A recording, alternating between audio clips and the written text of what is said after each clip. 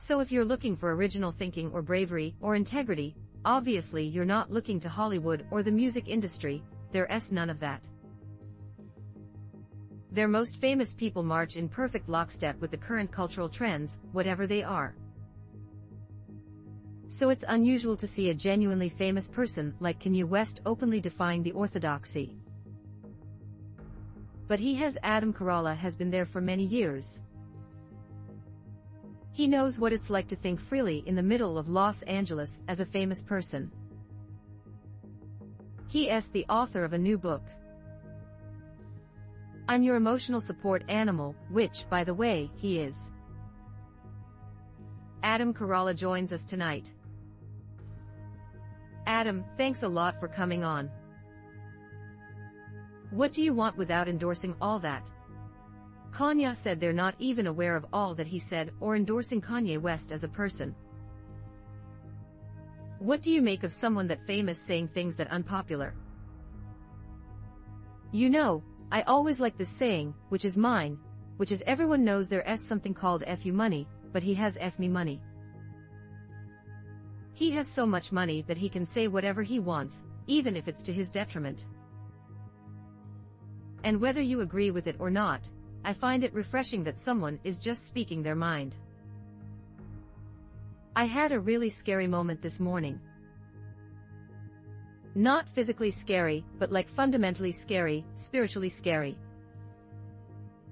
I did a radio interview this morning, and the guy said to me, sort of off the air under his breath, he said, "You're lucky you do a podcast.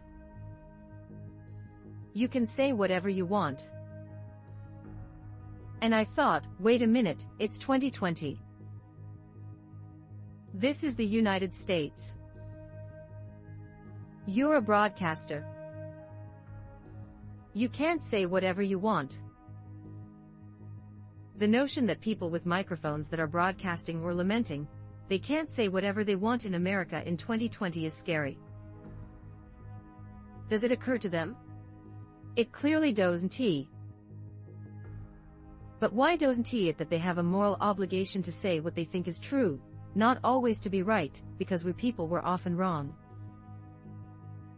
But to do your best to tell the truth, what happened to that idea? Well, I don't know. You know, my book outsold 8 books that made the New York Times bestseller list a couple of weeks ago. But I was not included on that list. So maybe speaking your mind is not a great find. And she'll move maybe talking about the fragility of white people, or Black Lives Matter. Maybe that's a better way to get paid in this city. Oh, you got beaten by white fragility. Probably the worst book I've ever read. Can I say that as someone who read a lot of bad books. So I got to ask about this since you are in the state of California. I think of you as informally a California correspondent. The state is currently experiencing a second round of crunch of Irish shutdowns. How have you been weathering them? Like I weathered the first round. Got up, hugged my kids and went to work. I'm going to be in Dallas this weekend doing shows. I'll be back in Texas the week after that. I just get about my life. It's too short. The man has a different set of rules every 10 minutes. I wear a mask when I go into the Home Depot. Other than that, I'm figuring things out for myself. And I'm living my life. I'm not compromised.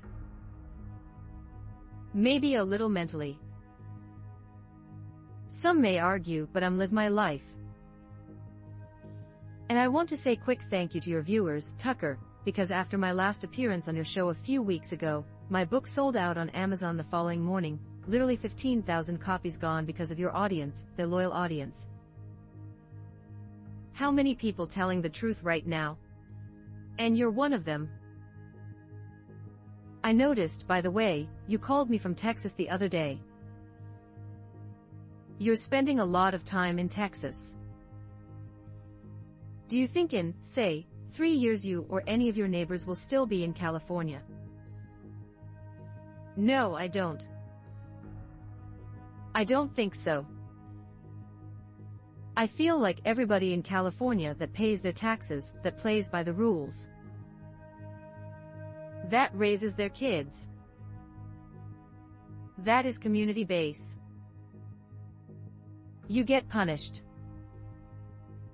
And if you are an empty bag and you've come here, and you're here illegally, and you do whatever you want, do it all with impunity, live on the streets, shoot up, defecate wherever they keep walk, and the cops won't do anything.